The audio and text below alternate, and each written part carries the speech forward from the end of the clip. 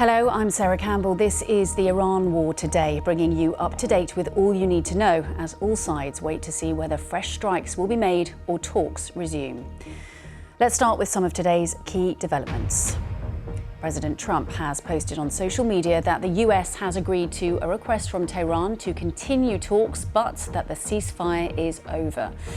After 48 hours of hostilities earlier this week, there have been no new strikes so far this Friday, but President Trump's warning shows that the situation remains volatile.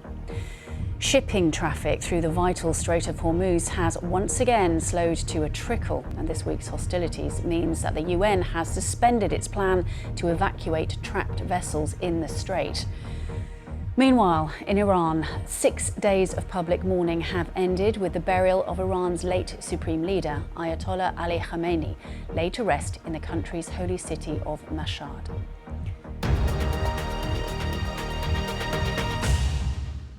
President Donald Trump says the United States has agreed to continue negotiations with Iran, but reiterated that the ceasefire between the two countries is finished. He posted on his Truth Social platform that Iran has asked us to continue talks. We have agreed to do so, but the United States has stated to them in no uncertain terms that the ceasefire is over. This announcement from the US president comes just hours after Iran's late supreme leader was laid to rest in the country's holiest Shia Muslim site in the city of Mashhad. And also follows earlier this week 48 hours of heightened hostilities between Iran and the US, with strikes from both on targets in the region. The latest escalation has focused on the key flashpoint of the Strait of Hormuz. Let's speak now to our Washington correspondent, Nick Johnson. Nick, so talks continue, but Donald Trump says the ceasefire is over. Is this the White House trying to apply maximum pressure on Tehran?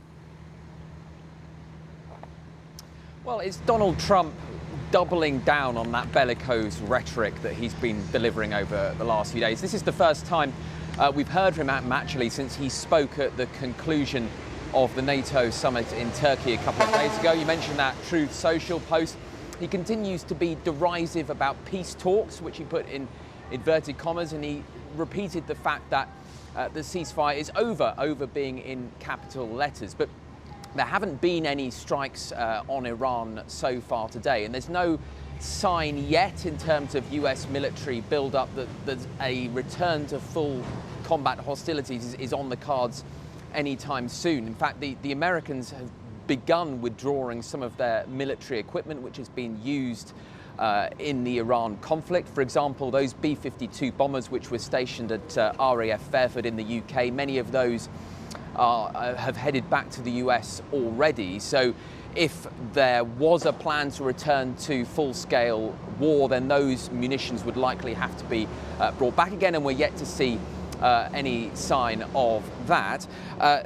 But as well, there's also this against the growing backdrop of dissatisfaction here in Washington and across the US more broadly to the continuation or any continuation of the conflict. And I think this is him applying pressure, but any return to the conflict, you've got to think about what that will have on the global economy, the Strait of Hormuz, and what that will mean more broadly.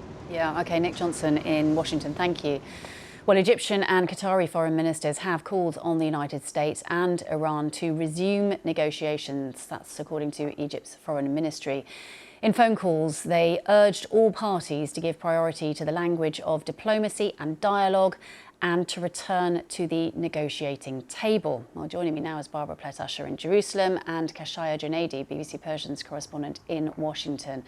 Kashaya, let's start with you. So the Supreme Leader is only just buried, but Tehran's leaders now feeling the full heat from President Trump.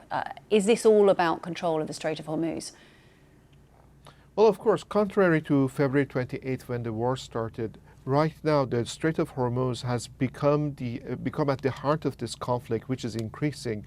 And the aggressive maneuvers by Iran in this waterway are aimed at securing Iran's strategic strong card in their talks with the Americans. That will help them lift some pressure on their nuclear activities, on the proxy front, on Iran's ballistic missiles. At the same time, President Trump is upping up the ante by declaring that the ceasefire is over, but also revoking the general license which was aimed at helping Iran sell oil, which it needs the money so badly.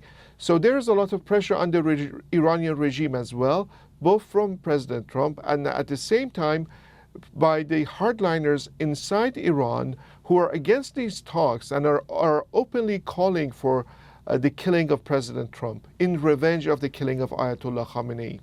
OK, Kashaya, for the moment, thank you. We will be back to you a little later in the programme. But for the moment, let's go to Barbara in Jerusalem, Barbara Peletasha. A top Iranian security official has threatened Israel in some of his latest comments. Does Israel have a role in this latest escalation? Yeah, well, what the Iranians have been saying is that some of the strikes over the past week hit civilian infrastructure, including a railway line and a railway bridge. And the head of Iran's top security body has vowed that Iran will retaliate or respond to attacks on its infrastructure, including strikes on Israel. Now, the Israelis have heavily bombed Iran alongside the United States during the war, but I have to say in this escalation, the Israelis have essentially been on the sidelines watching because it's been a battle between the U.S. and Iran over the Strait of Hormuz. And the assessment here has been until now that they figured the Iranians would limit their retaliation to U.S. targets in the Gulf states. However, defense officials have made clear that they are monitoring closely, that they are ready to respond immediately if the conflict does widen, and that they will do so forcefully. I have to say, I expect that some here might welcome an opportunity to re-enter the conflict because they were not part of this U.S.-Iran deal. They opposed it strongly. They thought that the terms helped to empower Iran, and they were particularly incensed that it included Lebanon, that it demanded that Israel stop attacks against the Iran-backed Hezbollah militants in Lebanon, which Israel views as tying its hands on a national security issue. So the Israelis are watching closely, but from what we know and what we have observed over the past week, this has very much been tit-for-tat strikes between the U.S. and Iran. OK, Barbara Peletasha in Jerusalem, thank you. Well, we have been talking about the importance of the Strait of Hormuz. The re-escalation of hostilities this week has led to shipping traffic through the strait once again slowing to a trickle. The US said it hit 170 Iranian targets in 48 hours this week, mainly along the coast near the strait. Iran, in response, attacked US military bases in Bahrain, Kuwait and Qatar, and later on Thursday launched attacks at Jordan. Well, the re-escalation has not just affected the movement of shipping, but has also forced the UN's International Maritime Organization to suspend a plan to evacuate trapped vessels. Our business correspondent Michelle Fleury explains the significance. Tensions in the Strait of Hormuz are once again rattling global shipping. Just days ago, vessel traffic had begun to recover through the strategic waterway, which carries around a fifth of the world's oil and natural gas. But after attacks on 3 oil tankers, that recovery appears to have stalled. Here's Cormac McGarry, a director of maritime security at Control Risks. It's difficult to tell because what's definitely happening in the last 72 hours is that many of the ships that are choosing to continue sailing, they're not showing their position, so it's very difficult to get very accurate data. And that uncertainty is also weighing on energy markets. The International Energy Agency, or IEA, says the latest escalation has cast a shadow over the outlook for global oil markets.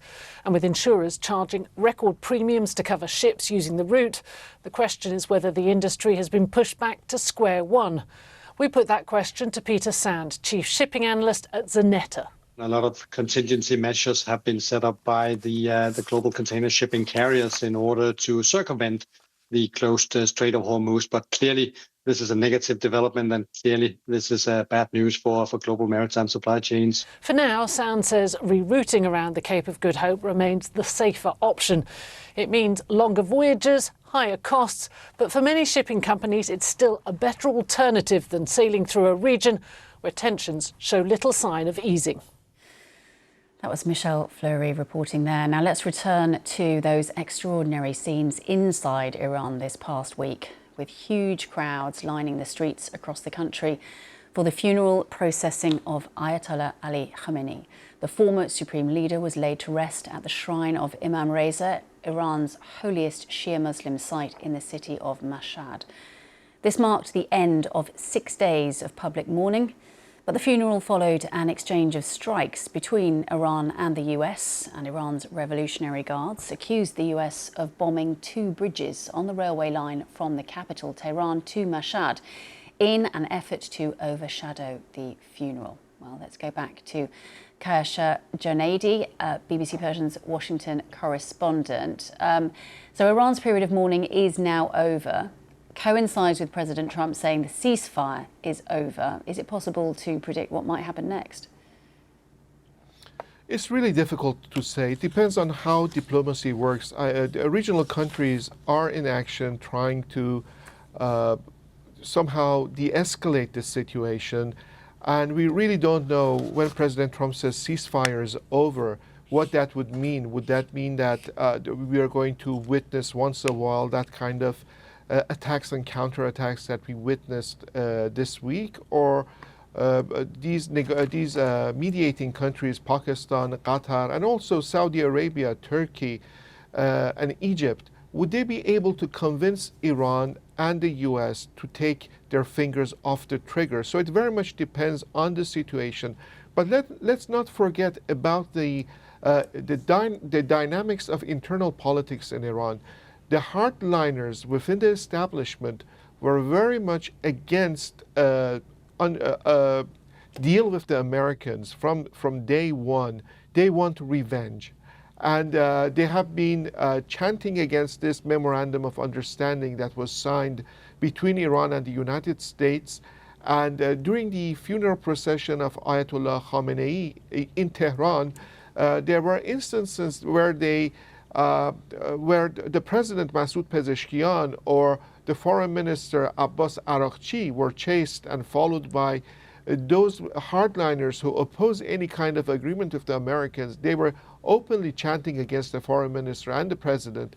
That puts pressure on the government in any future dealing with the Americans. And at the same time, the hardliners are openly calling for the killing of President Trump.